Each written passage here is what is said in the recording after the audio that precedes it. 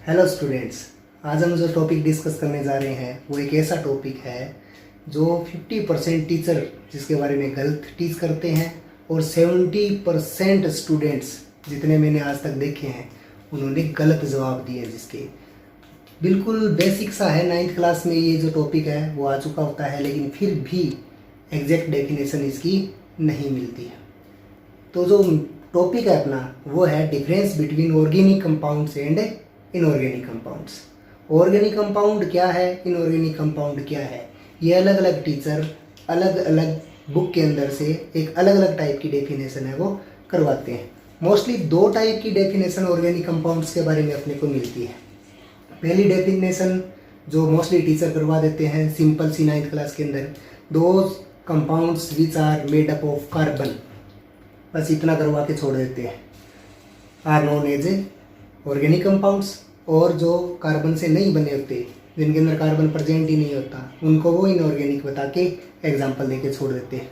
दूसरी जो डेफिनेशन होती है ऑर्गेनिक कंपाउंड्स की, वो थोड़ा सा टीचर कुछ एक्स्ट्रा करवाते हैं किसी और बुक के अंदर से देख के। तो वो क्या करवाते हैं, those compounds which are made up of carbon and obtained from living organisms are known as organic compounds. और इसका जो अपोजिट है वो क्या हो जाता है, इनऑर्गेनिक कंपाउंड्स। तो जो सेकंड डेफिनेशन है उसके अंदर से देख के अगर हम एक एग्जांपल को डिस्कस करें कि carbon dioxide CO2 it is a organic compound और इनऑर्गेनिक कंपाउंड, तो हमारा आंसर क्या होगा। तो जब हम गूगल के ऊपर सर्च करते हैं CO2 के बारे में तो साफ साफ बड़े अक्षरों में लिखा आता है कि carbon dioxide is an inorganic compound not an organic compound. तो ये कार्बन डाइऑक्साइड है, ये जो है इसके अंदर कार्बन भी प्रेजेंट है, तो पहली डेफिनेशन फुलफिल होती है।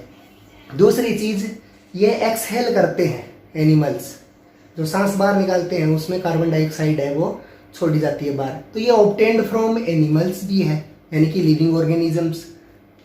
तो ये ऑर्गेनिक होना चाहिए, ये इनऑर्गेनिक क्यों हो गया। तो इसको लेके जो ऑर्गेनिक कंपाउंड्स है उसकी मेन डेफिनेशन आती है कि those compounds which are made up of carbon as well as hydrogen. अकेली कार्बन नहीं, उनके अंदर हाइड्रोजन भी होना चाहिए। तो those compounds which are made up of carbon and hydrogen in which hydrogen is directly attached with carbon, उनको हम क्या बोलते हैं, ऑर्गेनिक कंपाउंड्स बोलते हैं। अब हम यहाँ पे दो एग्जाम्पल वो डिस्कस करते हैं। एक है H2CO3 hydrogen carbonate and second one है CH3COOH एसिटिक एसिड। इनके अंदर से कौन सा ऑर्गेनिक और कौन सा इनऑर्गेनिक है। तो H2CO3 को जब हम देखते हैं तो H2CO3 के अंदर हाइड्रोजन भी और कार्बन भी है। जब हम इसकी स्ट्रक्चर बनाते हैं, स्ट्रक्चर के अंदर ये लिखा आता है कि जो हाइड्रोजन प्रेजेंट है इसके अंदर वो ऑक्सीजन के साथ अटैच्ड है, डायरेक्टली कार्बन के साथ अटैच्ड नहीं है। और ऑर्गेनिक कंपाउंड किनको बोलते हैं, जिनके अंदर हाइड्रोजन डायरेक्टली अटैच्ड हो कार्बन के साथ, उनको बोला जाता है। तो ये हमारा कौन सा कंपाउंड हो गया, H2CO3 एक इनऑर्गेनिक कंपाउंड है। जबकि जो दूसरा एग्जांपल है CH3COOH, उसके अंदर क्या है, इसकी जब हम स्ट्रक्चर बनाते हैं तब हम ये देखते हैं कि इसकी जो फर्स्ट वाली कार्बन है उसके साथ में हाइड्रोजन डायरेक्टली अटैच्ड है। तो डायरेक्टली अटैच्ड है, made up of carbon and hydrogen है, तो इसको हम क्या बोल देते हैं, ऑर्गेनिक कंपाउंड बोलते हैं।